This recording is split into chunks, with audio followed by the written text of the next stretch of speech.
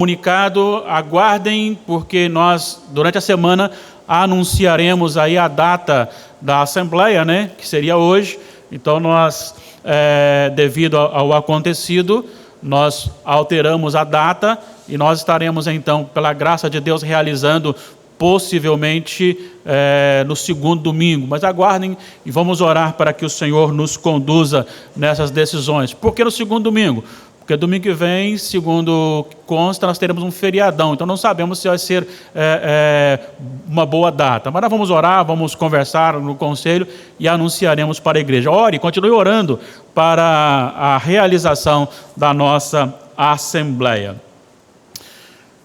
Convido os irmãos a abrirem cada um a sua Bíblia em Hebreus capítulo 12, versículos 4 a 10. Hebreus 12, 4 a 10.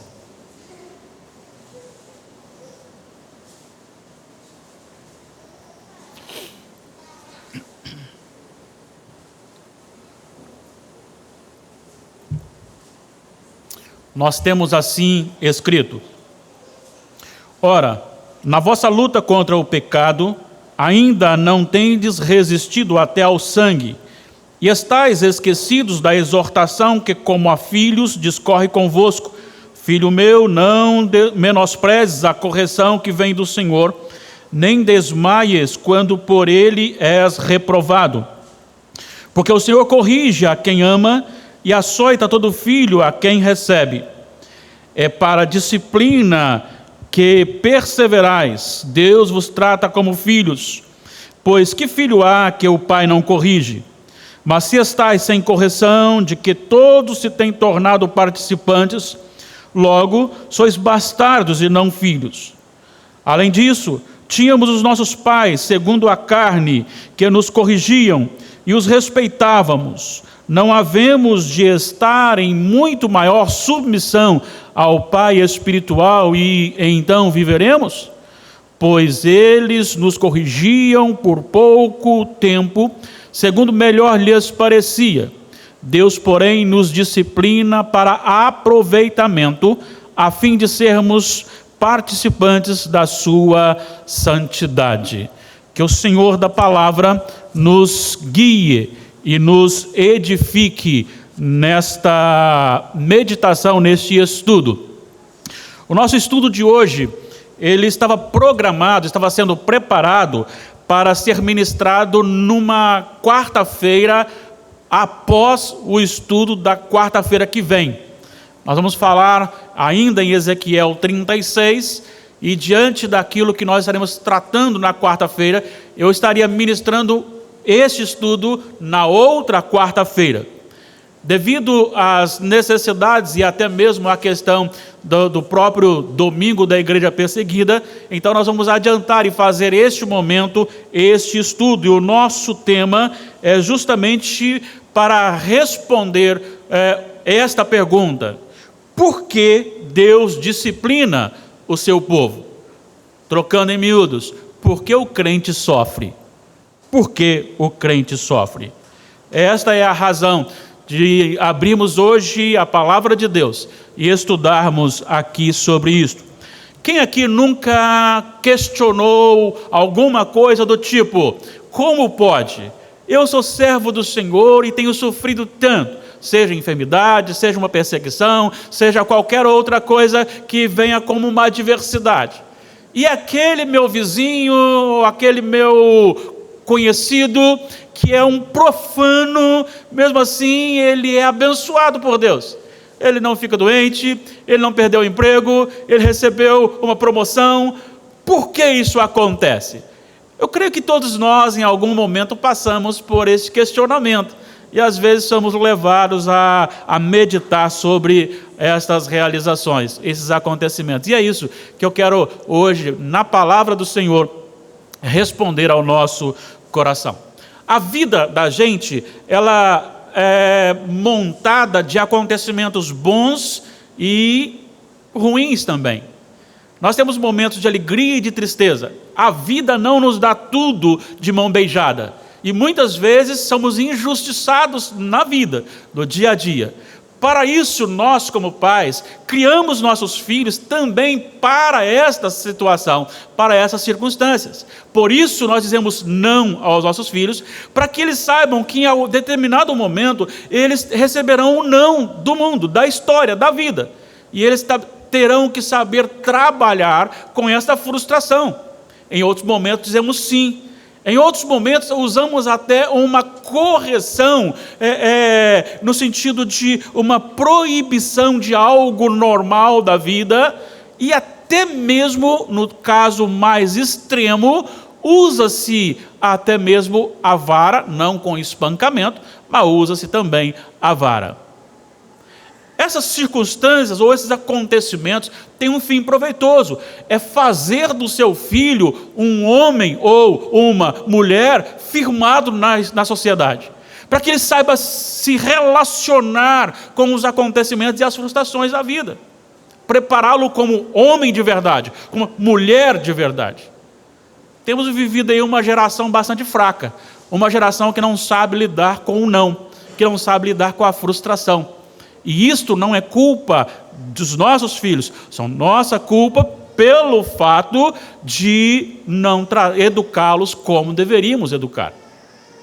Quando nós temos um fim maior, nós precisamos entender isso. Por exemplo, a questão de uma cirurgia. Nós nos submetemos a uma cirurgia, às vezes até de alto risco, em que somos cortados e até algum membro retirado, sofremos dores, dificuldades, medo, mas sabemos que aquela cirurgia tem um fim maior, que é o nosso bem-estar. Então nos submetemos à dor, nos submetemos às limitações causadas por aquele momento e permitimos que um profissional faça tal trabalho em nós. É assim que Deus age também com a sua igreja.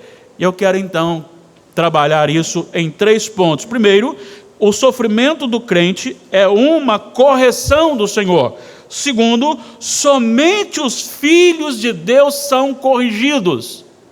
Os ímpios podem até ser punidos, mas os filhos é que são corrigidos. E em terceiro, finalizando, a correção tem como finalidade fazer os filhos de Deus participantes da santidade do próprio Deus. O autor aos Hebreus nos enriquece com esses ensinamentos e nós fundamentaremos em outros textos também aquilo que vamos afirmar. Então vamos para o nosso primeiro ponto. O sofrimento é uma correção que vem do Senhor.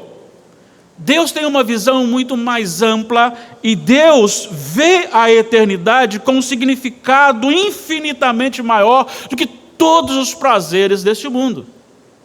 Deus vê o real como real. Deus vê o acontecimento maior como acontecimento maior. Deus sabe sobre a questão da eternidade e esta questão da eternidade com Ele é infinitamente maior do que todos os prazeres que a criação pode nos oferecer, inclusive as boas, que não é pecado, mas que são fracas diante daquilo que nós estaremos para sempre com o Senhor. A companhia de Deus, a comunhão com Deus, já experimentamos aqui, mas nós teremos uma comunhão com Deus. E esta comunhão com Deus será marcada por um momento extraordinário, e um momento que não será mais momento, mas uma eternidade. E aí, ali, nós experimentaremos muitas coisas maravilhosas, como está escrito em Apocalipse 21, novo céu e nova terra. Novo céu e nova terra, onde o mar, como símbolo de tribulação, não mais existirá. Ou seja, não haverá mais aflições, não haverá mais tribulações, não haverá mais medo, porque tudo aquilo que causa a tribulação não estará ali. E o mar, então, simbolizando a ausência do mar, simbolizando a ausência da tribulação. Normalmente a Bíblia usa muito a questão do mar atribulado para falar sobre a questão das adversidades que nós enfrentamos aqui. Mas não só haverá a ausência da tribulação, mas não haverá também mais enfermidades. Porque ali estará a árvore da vida, que é vida para ser então a qualquer momento tomada, ou ser um simbolismo de que ali você não ficará mais doente, você não precisará tomar antibióticos, você não precisará tomar antitérmicos, você não precisará tomar chazinho daqui ou dali por questões da saúde, mas você não mais ficará doente, a sua saúde será maravilhosa eternamente. Então a enfermidade não estará mais ali. Mas também, não só a enfermidade não estará mais ali, mas consequentemente a morte não estará mais ali. Ontem no nosso discipulado aqui na igreja, nós falamos sobre a consequência do pecado, que também é a morte física, quando o Senhor disse para Adão: tu és pó e ao pó tornarás. Ali não haverá isto, porque Jesus é a vida, Jesus é a água viva, que quem bebe dele nunca mais tem sede, quem come dele como pão vivo nunca mais tem fome, e quem está nele é a vida eterna. Diante disto, este é o momento que nós temos que ansiar e temos que cantar: Maranata, a hora vem, Senhor Jesus, porque nós ansiamos por este momento. Paulo chegou a dizer que a morte para ele não seria simplesmente um sofrimento, porque até a morte Deus transforma em coisa boa, porque a partir da morte ele estaria para sempre com o Senhor, e ele continua, o que é incomparavelmente melhor. Por isso o Senhor Jesus disse em Mateus: olha, vocês precisam investir em coisas lá de cima, porque aqui, aquilo que você trabalha a morrer, o seu dinheiro pode ser roubado, a sua empresa pode vir à falência, os seus prazeres são momentâneos e passageiros, invista em coisas eternas. Jesus diz isso.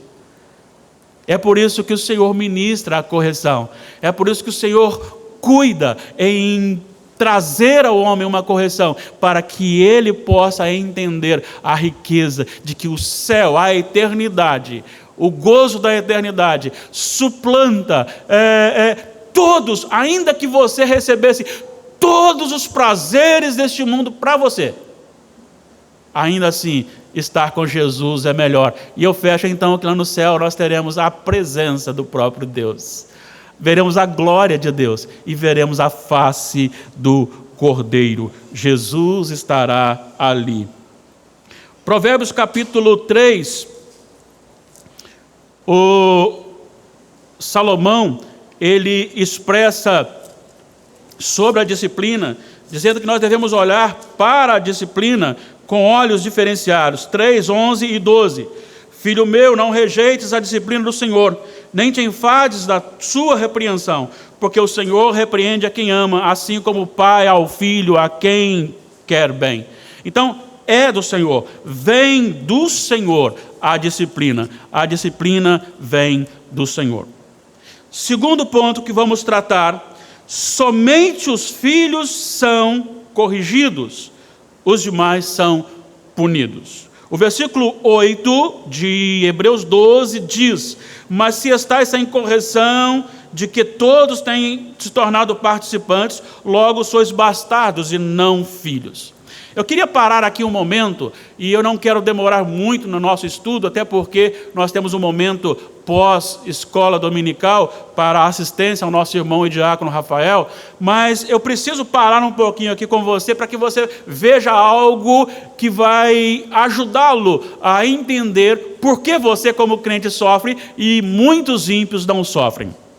Primeiro eu quero que você olhe comigo, assim como o autor dos Hebreus disse aqui, vamos para Gênesis capítulo 27, versículo 40. Gênesis 27, 40. Eu lerei a partir do 38, só para a gente contextualizar. 38 a 40. Disse a Esaú. Quem disse a Esaú? Isaque. Ele estava ministrando a bênção para Jacó, e agora o que sobrou para Esaú? Acaso Tens uma única bênção, meu pai? Ele pergunta ao seu pai, Esaú dizendo ao seu pai: abençoa-me também a mim, meu pai. E levantando Esaú a voz, chorou. 39, então lhe respondeu Isaque, seu pai: longe dos lugares férteis da terra será a tua habitação, e sem orvalho que cai do alto. Viverás da tua espada e servirás a teu irmão. Quando, porém, te libertares, sacudirás o seu juízo da tua cerviz. O que eu quero frisar aqui é que existe uma bênção para Jacó. Qual bênção que é para Jacó? Versículo 27 a 29 do mesmo capítulo. Eis que o cheiro do meu filho é como o cheiro do campo que o Senhor abençoou. Deus te dê do orvalho do céu e da exuberância da terra, e fartura de trigo e de mosto. Sirvam-te povos e nações te reverenciem. Sê senhor de teus irmãos, e os filhos de tua mãe se encurvem a ti. Maldito seja o que te amaldiçoar, e abençoado o que te abençoar. Mas acontece que você tem algumas coisas que me chamam a atenção. Vamos pensar na vida de Jacó. Ele recebeu esta bênção, mas foi fácil para a vida de Jacó? Primeiro, o seu próprio irmão quis matá-lo, ele teve que fugir. No caminho, ele vai dormir e o seu travesseiro é uma pedra. E ali ele tem uma visão, um sonho, e ele diz: Betel, aqui é a casa do Senhor, o Senhor está aqui, e eu não sabia. Ele vai agora e acha uma moça que ele se encanta com ela, e o pai da moça lhe pede 7 anos de trabalho pelo casamento com a filha. Ele trabalha 7 anos porque ele amava, e de repente no outro dia ele vê que o pai da menina tinha colocado a mais velha e não a menina porque ele tinha trabalhado. Ele vai reclamar e ele justifica: não, isso aqui é porque é assim mesmo e tal, trabalha mais 7 anos. E ele trabalha mais 7 anos pelaquela menina. Eles se casam, aí ele começa a desenvolver, e ele tem dificuldade no relacionamento com o sogro. E quando ele tem que retornar, ele tem um empecilho. O empecilho é o seu irmão, e o seu irmão disse: eu vou matar Jacó quando tiver oportunidade. Pensa bem. Aí você diz assim: mas como pode isso acontecer? Olha só, capítulo 32. Capítulo 32, ele está agora para atravessar o vale de Jaboque, e ele precisa de um concerto com Deus. E ele, a partir do versículo 22, 32, Gênesis 32, 22 a 32, narra um encontro dele com Deus, uma luta dele com Deus, com o homem de Deus, em que ele passa toda a noite lutando com o Senhor, e ele sai mancando. Deus derruba, Deus desmonta, Deus faz um novo Jacó fisicamente, para apontar o que ele tinha feito no seu coração. Mas e Esaú? E Esaú? Dá uma olhadinha, por favor, no capítulo 33, versículo 9. Porque o capítulo 33 narra o encontro de Jacó com Esaú. De Esaú com Jacó. Mas o versículo 9 diz assim, quando no versículo 8, ou melhor, nos versículos anteriores, a palavra de Jacó é: leve muito gado, ovelha, para oferecer para o meu irmão, para placar a ira dele. Mas Esaú no 8 pergunta: qual é o teu propósito com todos esses rebanhos que encontrei? Jacó responde: para lograr tua graça, mercê na presença do meu senhor. Espera aí.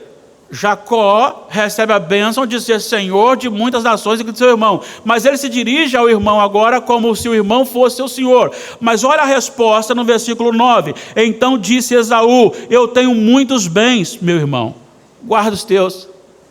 Espera aí, mas não seria inverso? Quem deveria estar sofrendo tudo não seria Esaú e não Jacó? Porque Jacó, ainda que tenha bens, passou por muitos sofrimentos. E Esaú, logo após a libertação do seu irmão, ele teve bens, ele viveu bem e tranquilo. Sabe por quê? É porque o Senhor, Ele corrige a quem Ele ama. O Senhor corrige os seus filhos. O Senhor não tem compromisso com os ímpios, e não deixa os ímpios se afundarem cada vez mais nos seus prazeres. Porque a partir do momento que um ímpio continua fazendo as obras más, contrárias a Deus, e sendo abençoado, mais ele cresce na sua impiedade.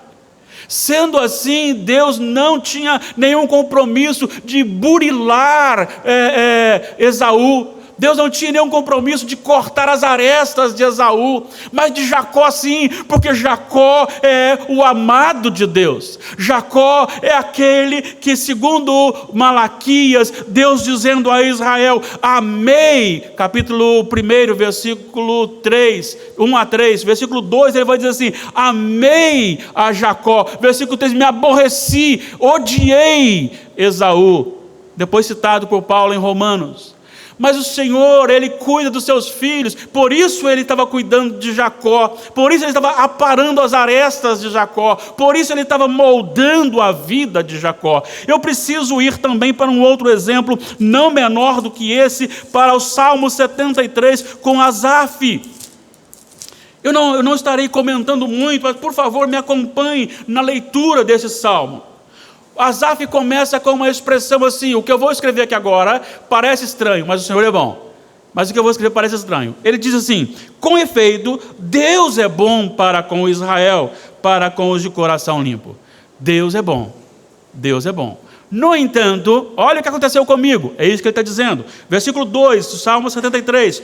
Quanto a mim, porém, quase me resvalaram os pés, pouco faltou para que se desviassem os meus passos, pois eu invejava os arrogantes ao ver o que é a prosperidade deles. A prosperidade dos perversos. Para eles, olha o versículo 4, não há preocupações. O seu corpo é sadio e nédio, ou seja, aquele corpo lisinho, sem manchas, sem espinhas, sabe? Aquele camarada de saúde, que a linguagem de hoje seria o sarado, né? Aquele cara bonitão, a pele bonita, né? Não tem pé de galinha, não tem cabelo branco, não tem barriga tem, mas não estofada, não estendida como a minha, mas assim, aquele camarada bonitão. Sabe, não tinha queimadura do sol assim. Por que, Senhor? Ele está questionando. Olha só que ele continua. Para eles não, versículo 5, não partilham das canseiras dos mortais, nem são afligidos como os outros homens. Daí a soberba que os cinge como um colar, e a violência que os envolve como um manto. Ou seja, já que nós somos abençoados por ser maus, vamos ser mais maus ainda. Os olhos saltam-lhes da gordura. Ou seja, estão até gordinhos, né? Estão até gordinhos. Os olhos saltam da gordura. Do coração brotam-lhes fantasias. Motejam, zombam e falam maliciosamente da opressão, falam com altivez. Contra os céus desandam a boca, e a sua língua percorre a terra. Por isso o seu povo se volta para eles, e os tem por fonte de que bebe a largos sorvos. E diz, olha o que eles dizem: como sabe Deus? Acaso há conhecimento do Altíssimo? Eis que são estes os ímpios, e sempre tranquilos, aumentam suas riquezas. Não parece estranho? Que Deus é este que fala que vai abençoar o seu povo, mas que na verdade está abençoando é o ímpio, enquanto o povo dele está sofrendo? É isso que Asaf está dizendo aqui. Aí ele continua, 13, com efeito inutilmente conservei puro o coração, e lavei as mãos na inocência, pois de contínuo, agora veja bem, de contínuo sou afligido. Eles não, mas eu sou afligido, e cada manhã castigado. Se eu pensar em falar tais palavras, já aí teria traído a geração de teus filhos. E em só refletir para compreender isso, achei muito pesada a tarefa para mim. Aí entra a mudança. Versículo 17. Até que entrei no santuário de Deus e atinei com o fim deles. Enquanto ele não entrou na presença de Deus, ele não entendeu a situação no mundo. Enquanto ele não entrou na presença de Deus, ele não observou aquilo que Deus tinha para fazer como correção para ele e liberdade de ação para os ímpios. E aí ele diz: atinei com o fim deles. Ele teve uma visão da eternidade. Ele teve aquela visão que eu falei no início, que Deus vê as coisas do céu infinitamente maiores do que todos os prazeres deste mundo. E vem o 18: tu certamente os pões em lugares escorregadios e os fazes cair na destruição. Ou seja, quanto mais se alegram na impiedade, mais praticam impiedade, e mais praticando a impiedade, mais condenados são. Como ficam de súbito assolados, totalmente aniquilados do terror, como ao sonho quando se acorda, assim, ó Senhor, ao despertares, desprezarás a imagem dele. Ou seja, haverá o momento, e passará, e será rápido, como um sono. Quando o coração se me amargou, e as entranhas se me comoveram, eu estava embrutecido e ignorante, era como um irracional a tua presença, eu te ouvia só de ouvir, eu te conhecia só de ouvir, mas agora os meus olhos te veem. Muito parecido com Jó. Olha só o que diz o versículo 23: todavia estou sempre contigo, tu me seguras pela minha mão direita, tu me guias com teu conselho e depois me recebes na glória. Oh, aleluia! Esta é a verdade do cristão, esta é a verdade do servo de Deus. Ele é guiado por Deus, segurado por Deus, assistido por Deus, conduzido por Deus, corrigido por Deus, para depois ser coroado por Deus. Aí ele vai dizer ainda: que mais tenho eu no céu? Não há outro em quem eu me compraza na terra. Ainda que a minha carne e o meu coração desfaleçam, Deus é a fortaleza do meu coração e a minha herança para sempre. Os que se afastam de ti, eis que perecem. Tu destróis todos os que são infiéis para contigo. Quanto a mim, eu quero parar um pouquinho aqui. Veja bem, o versículo 2, ele vai dizer: quanto a mim. No versículo 28, ele vai dizer: quanto a mim. No entanto, o primeiro é: quanto a mim. Eu olhei com horrores o que o Senhor estava fazendo com o seu povo e deixando o ímpio bem. Mas depois que entrei na tua presença e contemplei a eternidade, quanto a mim agora, olha só o que ele diz: bom é estar junto a Deus. No Senhor Deus põe o meu refúgio para proclamar todos os seus feitos. Sabe de uma coisa? Por que você sofre? É porque você é filho de Deus e Ele corrige você para que você esteja na presença dEle. É para isso. É porque você precisa dessa correção, é porque você é filho de Deus. Eu queria citar aqui uma ilustração que eu conto sempre. É como se você chegasse de repente na sua rua e o seu filho bem pequeno estivesse brincando junto com outras crianças num lugar perigoso. E você chegasse e falasse com todos assim: você precisa ir para casa, e todos os meninos não respondendo mal, não querendo ir. Então você pega o seu filho e arrasta-o à força para dentro de casa. E quando o seu filho pergunta: por que só eu não posso brincar lá? Aí você responde: porque só você, meu filho, os outros não são meus filhos. Deus não corrige aquele que não é filho. Então saiba que o Senhor está corrigindo a sua vida, a minha vida, porque nós somos filhos. É porque Deus nos ama e nos ama grandemente. Terceiro ponto: a correção tem como finalidade fazer os filhos de Deus participantes da sua santidade. Olha só o versículo 10. Pois eles nos corrigiam, falando dos pais biológicos, pouco tempo, segundo melhor lhes parecia. Deus, porém, nos disciplina para aproveitamento, a fim de sermos participantes da sua santidade. Essa é a finalidade da correção. Essa é a finalidade do nosso sofrimento. Nós nos vamos alegrar do sofrimento no sentido de que bom passar por sofrimento. Mas veja bem, primeiro, saiba que ele vem do Senhor. Segundo, ele vem do Senhor porque você é filho do Senhor. Terceiro, a finalidade é fazer com que você seja um participante da santidade de Deus. Ah, meu amado irmão, minha amada irmã, preste bem atenção nisso.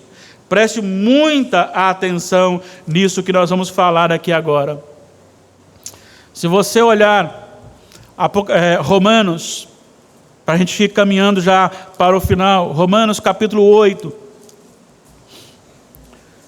O Senhor é aquele que corrige com um fim, e a finalidade é justamente nos colocar na forma do seu Filho, segundo a imagem do seu Filho. Versículo 28, Romanos 8, 28, olha o que nós temos aqui. Sabemos que todas as coisas cooperam para o bem daqueles que amam a Deus, daqueles que são chamados segundo o seu propósito. Versículo 29, porquanto aos que de antemão conheceu também os predestinou para serem conformes à imagem do seu Filho, a fim de que ele seja o primogênito entre muitos irmãos. Versículo 30, e aos que predestinou a esse também chamou, e aos que chamou, justificou, e aos que justificou, glorificou. Ele nunca glorificará sem corrigir, para que você seja moldado à imagem de Jesus. Tudo aquilo que você passa tem um fim proveitoso, e o fim proveitoso é lhe fazer mais parecido com Jesus. É fazê-lo tornar você, servo de Deus, como um filho de Deus. De fazê-lo totalmente próximo do Senhor, de fazê-lo íntimo de Deus, e você ser um revelador da imagem de Jesus por onde você passar, não com os seus olhos, não com a sua boca, mas com o seu corpo todo, com o seu caráter de vida, falando, respeitando, glorificando ao Pai. A finalidade é para que você seja igual ao Senhor. E aí então ele vai dizer a respeito do que Deus faz quais são todas as coisas que Deus faz para lhe fazer mais parecido ou conformes à imagem de Jesus. E ele continua dizendo, quem o condenará? É Cristo Jesus que morreu. Versículo 35, quem nos separará do amor de Deus? Tribulação, angústia, perseguição, fome, nudez, perigo, espada. E ele então cita o Salmo 44, 22. Por amor de ti somos entregues à morte o dia todo. Fomos considerados como ovelhas para o matadouro. A grande questão é que tudo aquilo que os nossos irmãos têm passado lá fora, de sofrimento, de morte, até prisão, morte, tudo isso tem um fim proveitoso, e o mais interessante é que os nossos irmãos de lá já entenderam isso. Eles já entenderam, e a ponto de uma viúva, citando novamente, uma viúva dizer o seguinte, olha, o marido havia morrido, o neto havia morrido, o filho havia morrido, e a neta estava lá queimada, e ela disse que cada um que desce à cova por perseguição significa outros convertidos. Quem é capaz de expressar uma verdade dessa em meio a tanta dor e a tanto sofrimento? Com ali uma menina toda queimada, não podendo mais agir sozinha, sendo assistida, e ela é capaz de expressar assim como os apóstolos expressaram que é digno sofrer por Jesus. Nós não queremos sofrimento? Não, mas eles têm um fim proveitoso. Ele nos purifica, Ele nos santifica, Ele corta as nossas arestas, Ele nos molda a Jesus. É por isso que você e eu sofremos. É por isso que aquele que está às vezes do seu lado lá não tem sofrido. Talvez porque ele não seja filho de Deus, mas você é corrigido pelo Senhor porque Deus lhe ama. Deus lhe ama. Só que nesse sofrimento, essa finalidade, o Senhor não nos deixa sozinhos. Olha só o versículo 26 do mesmo capítulo 8 de Romanos. também o Espírito semelhantemente nos assiste. Sabe o que significa assistir neste verbo no original? É soerguer, é você ter alguém que está prostrado e você colocar o seu ombro sobre o seu corpo e levantá-lo, é pegar o braço dele, colocar aqui, abraçá-lo e carregar. Você é assistido pelo Espírito Santo de Deus nesse sentido, em todo sofrimento. Você não passa pelo sofrimento sozinho, ainda que todos os humanos lhe abandonem. O Espírito Santo do Senhor estará do seu lado, não só do seu lado, mas carregando você, assistindo, soerguendo no seu sofrimento em todo momento. Quem tentará acusação quando os eleitos de Deus? É Deus quem os justifica. Quem os condenará? É Cristo Jesus quem morreu, ou antes quem ressuscitou, está à direita de Deus e intercede por nós. Nós temos um intercessor constante, agora, neste momento, enquanto o nosso irmão Rafael, nosso irmão Altair, nossa irmã Grazi e todos os familiares da nossa irmã Marli estão com o coração apertado, enquanto você e eu, como amigos da família, estamos entristecidos. Todos nós somos assistidos e tem alguém intercedendo por nós, que é o próprio Jesus Cristo, não só no sentido de amenizar o sofrimento, mas para que nós não venhamos a desviar da presença dele por causa desse sofrimento. E eu encerro então com o versículo 37 de Romanos 8. Em todas estas coisas somos mais que vencedores por meio daquele que nos amou.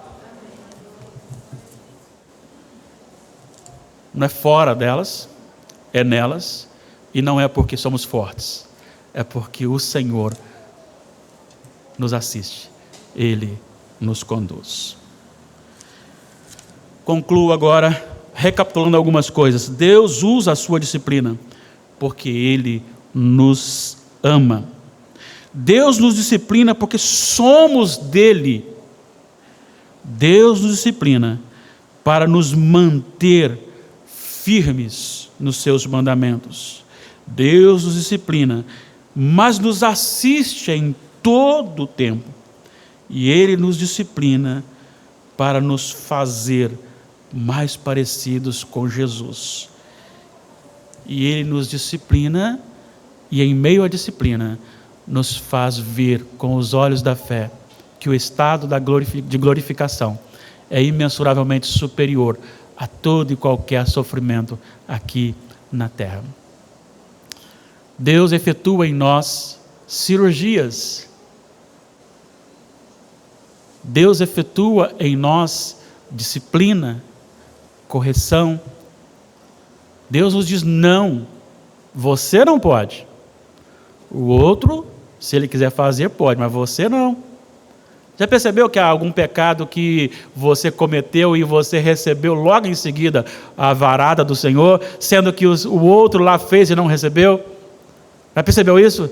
Já aconteceu comigo. Às vezes você comete um pecado que o outro cometeu, você apanha, o outro não. E você pode questionar o Senhor. Não, agradeça ao Senhor pelo cuidado dele no sofrimento. Então, por que crente sofre? Porque crente é filho do Senhor. Estou falando dos filhos do Senhor. Crente é filho do Senhor. O Senhor assiste em nossa fraqueza. Se eu não estou equivocado, o hino 164, Deus velará por ti. Não, 64 é o 65, 165, cuidado divino. Coloquemos-nos em pé, vamos cantar.